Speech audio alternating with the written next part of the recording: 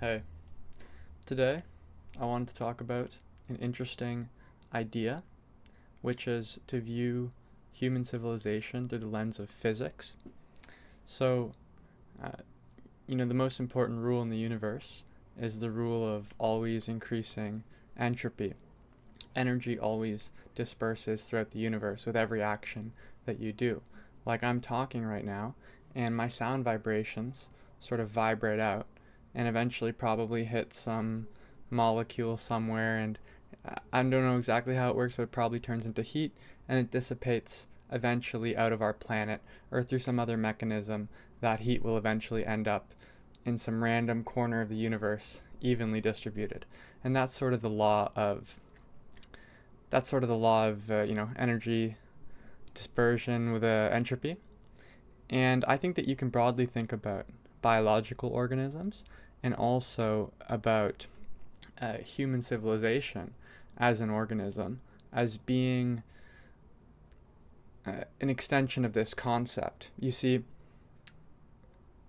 at first we got plants because the sun would radiate heat into our planet, and then the plants, when they grow, okay, when they come out of the seed, when they hatch, they disperse a little bit of heat. So instead of the heat just sort of hitting our planet and then bouncing back or whatever, the more efficient way the universe found to disperse energy was to have it go through these plants, which disperse the heat sort of randomly. So the plants are a way of dispersing uh, entropy in a better way. But the thing is with plants is plants create biomass that then gets trapped on the planet and eventually turns into fossil fuels. Now, the universe came up with, evolution came up with really the idea of predators to come and eat the plants, like herbivores, we would consider them. And then, to eat those herbivores, there were then predators. And every step up the pyramid, it's like a rule where 90% of the energy is used and only 10% of the energy is conserved at each step in the food pyramid. So it's like a really efficient way for the universe to spread energy in a better way. So that's the sort of physical basis for evolution. Now, what's interesting is humans sort of extend on this concept, where a lot of it, as I mentioned earlier, still gets trapped in oil and gas and coal, and this is just potential energy sitting under our feet. So the point really of human civilization, from a perspective of physics, which is the foundation of everything, of course, is for us to disperse energy more efficiently. So human society, it's actually really interesting. If you overlay a map of all the power plants and you overlay a map of human movement, and human movement, of course, through sound, through heat, through lights, disperses energy very effectively throughout the universe. Like we just shine lights into the sky sometimes, and that photon just travels forever, maybe into some random corner of the universe, evenly dispersed. So it's a very very effective way of dispersing energy from evolution's perspective. And then what we do is we burn those fossil fuels, or maybe it's that uranium, and we take that energy, which is just stored in the earth and was just staying there, and we disperse it more evenly. And to get back to what I was talking to with the power plants and the human movement, human civilization actually looks very similar to cracks on magma. So when magma comes out of a volcano, and it's sort of the rock, sort of hardens toward the side, and then as it's like pushing forward, it like cracks. It cracks in all these ways to disperse the energy most effectively. Because if there was just one crack in the magma and it's trying to push forward, then the energy wouldn't be dispersed. It would have to all go through this one little funnel. It's not very effective. But when these little cracks form, then it's a really, really good for dispersing the energy so the magma can push out. And human civilization actually looks exactly like that. If you look at human movement and power plants, then and like major sources of energy, then it's literally like just spreading out from the sources of energy. That's how human civilization acts. Human civilization takes latent potential energy within the earth, it disperses it into the outer universe, and then our reward for that is we get to travel around a lot to disperse it. So yeah, humans are really good at what they do, and this is like an evolutionary from a evolution from a physics perspective, which is a really, really interesting concept. Okay, but what I wanted to talk about actually is one step further, and this is just sort of a thought to ponder, which is that, okay, if we view human civilization from a physics perspective, if we're thinking that the leaders, the things that come to pass, our culture, our genetic makeup, our tools and all that, if they all fundamentally serve a physics purpose, then that really gives thought a lot to like the concept of like fate and stuff like that. Like, and I suppose I would want to combine this concept with another one, which is the idea that perhaps we are not fully three-dimensional beings, because we move throughout time, like time points downwards with gravity, right? Like our hand always goes down, right? Because it's traveling in the direction of time, of gravity, of space-time, and this brings to point, and there's a lot of string theory stuff on this, that it's quite possible. In fact, I think it's just completely true because of the double slit experiment where we prove that like basically light knows what's going to happen into the future, which means that and we have a speed cap in our universe, which is the speed of light. So how can light move faster than the speed of light to know what's in front of it? That's what the double slit experiment had shown on a quantum physics level. And this sort of brings rise to the thought that we are not fully, three-dimensional, four-dimensional, whatever beings. Like we exist in more dimensions. There's a time dimension to us. There's potentially other dimensions as well. Okay? And then to get back onto the concept of fate, it's like as we exist, we know how to optimize in three dimensions, and we often assume that, this is what we're optimizing for. Like we're optimizing for the best electricity output from getting the most coal out of the ground, from getting the most solar power from the sun, for getting whatever, and we're used to just thinking of things.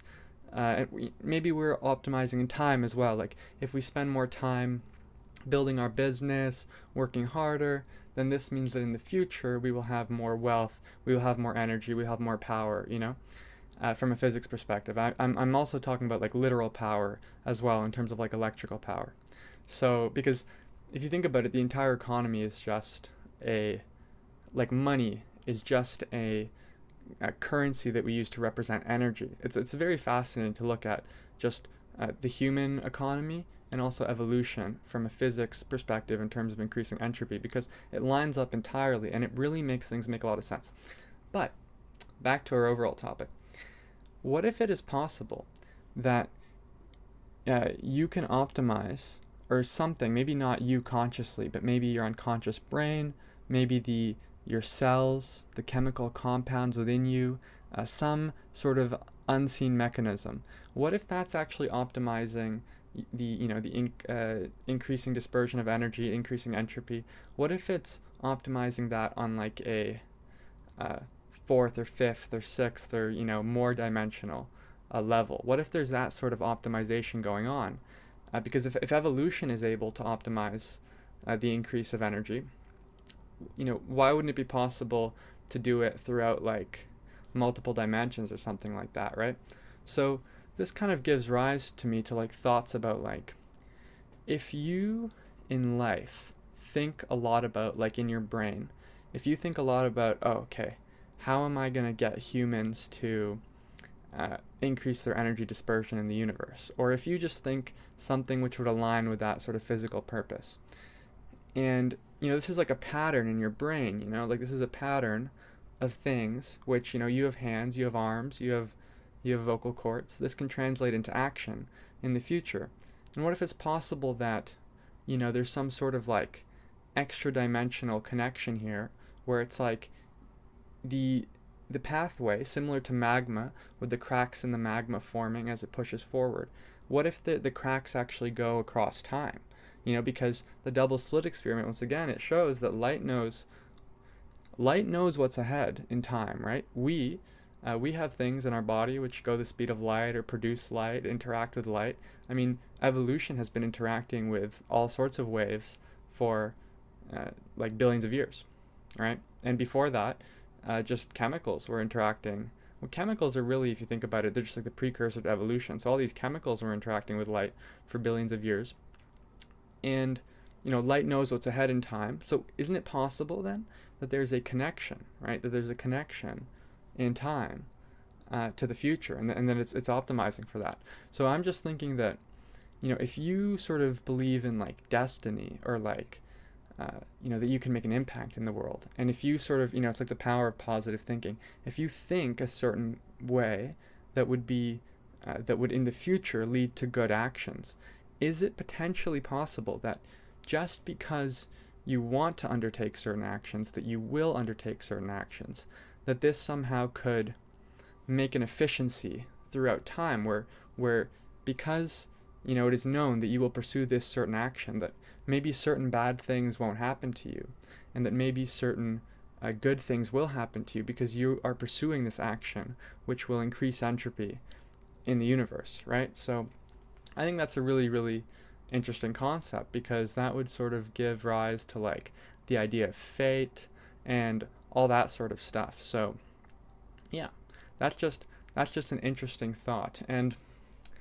while I'm on this topic, I will say that it's like very unimpressive when you look at modern physics, which I think is I've looked into this sort of stuff about like physics and these sort of interesting questions.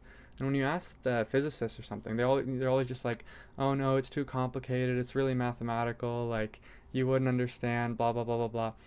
And I don't know. They all seem to just be using like Einstein's theories for everything, and I don't know, like when was the last major physics invention? I don't know. I think there's something going on with physics, because to me, like what I'm sort of speaking about is the clear like next step in physics, right? So we know, okay, so Einstein's model, here I'll just branch into this topic. So Einstein's model of physics, right? It's relativistic. It's a model in which the speed of light is the maximum speed you can go, and everything is sort of based off of that concept, and then everything moves relative to that. So to me, this gives the clear indication it's like an economics model. So it's like the model of supply and demand, or it's like the model of I don't know, other game theory concepts or something. Like supply and demand, we know that it's not strictly completely it's not completely accurate. Like that's not actually how supply and demand works in every situation. But the thing is, it's like it's a very good proxy, and it's like the equilibrium point. If you just base all of your math around the equilibrium point, it makes a really, really good model that's like very, very accurate for what's happening. It's just not entirely accurate, right? So the equilibrium point is a good model. In the exact same way, Einstein's theories use they use the speed of light as this sort of equilibrium point to which everything is based on, and you can construct a whole model. But then we did the double slit experiment. We did quantum physics. Okay, and to me, it's really obvious. Like if you look at quantum tunneling, for example, quantum tunneling, it completely breaks Einstein's theories, because I think the actual truth is similar to like in economics, we might lie a little bit and say, oh, there is an equilibrium point, when maybe perhaps that's not quite true. Maybe there is not quite an equilibrium point, but it's good enough to just say that to model everything. But in the exact same way, is the speed of light actually the maximum speed? Well, no, clearly it's not, because we have quantum tunneling. I believe, we have the relativistic Doppler shift, which I don't think really makes any sense. We have all this, this silly stuff about time, causation, whatever. I think all that causation stuff, it's like, it's not useful. I think what is the actual reality is that there are waves that go faster than the speed of light, but we cannot interact with them in a way that is useful to us, at least in terms of our conscious mind. Like, we can interact with, we obviously don't see anything going faster than the speed of light, but that doesn't mean it doesn't exist, right? That just means we can interact with it, right? Like, I believe it's totally possible that if a light wave goes past the speed of light, What if that light wave still exists? It just can't interact with us, right? I think that makes a lot of sense. I actually think that that is probably what's happening. It just makes sense for so many different reasons. Yeah, but modern physics is really just fixated on this idea of things just being the exact way Einstein said them. But then we have quantum mechanics, which is entirely different, and also like we have the standard model and stuff like that, and it's all really kind of silly. It's like just these a bunch of little arbitrary rules. It's not looking for the overall picture. Okay, I think the overall picture is I kind of believe it is what I said. Okay, it just makes total sense to me, and physics doesn't really recognize that. And just to jump onto a little bit of a different topic, I do think about this a lot as to why this would be the case. Why have we not advanced past Einstein since 1920 or whenever general relativity was made? And I think it has a lot to do with the nuclear bomb. Actually, this is sort of my belief. I think that fusion technology was not too much of a jump from fission technology. I think that almost as soon as they got the fission technology, they started making the nuclear bombs. They made the hydro nuclear whatever, and then I think that they probably found out like how to make fusion in some like government lab somewhere, and it probably involved a new theory of physics. It was down the line of string theory, and it probably actually was successful, and it did make something fusion like. But I bet you the people that control all this stuff, they probably were like, oh, well, if you can make fusion energy, then you can make a fusion bomb, and a fission bomb is already huge, so you're gonna make a fusion bomb, then one bad click and everybody gets wiped off the face of the earth. So they're probably thinking from a protective stance, like, hey, let's not allow physics to advance because then people are gonna make fusion bombs and everyone's gonna die. I feel like that might be part of what's going on there because, yeah, it just doesn't quite make sense that we're still using this old model. Um, yeah, I guess that was a lot of different topics. Just to recap, like, I think the whole idea of evolution and entropy is very interesting.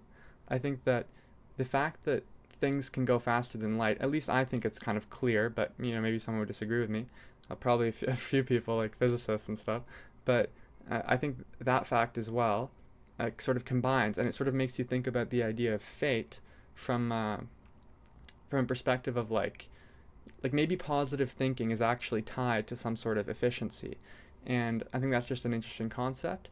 And also, like, yeah, I think we have to move past Einstein physics because it's like the Newton, it's like a good model. It's good enough for satellites and all that, but is it good enough for like interstellar galactic empire? It's not, so we need to move our physics forward. So that's all for today, and thank you very much.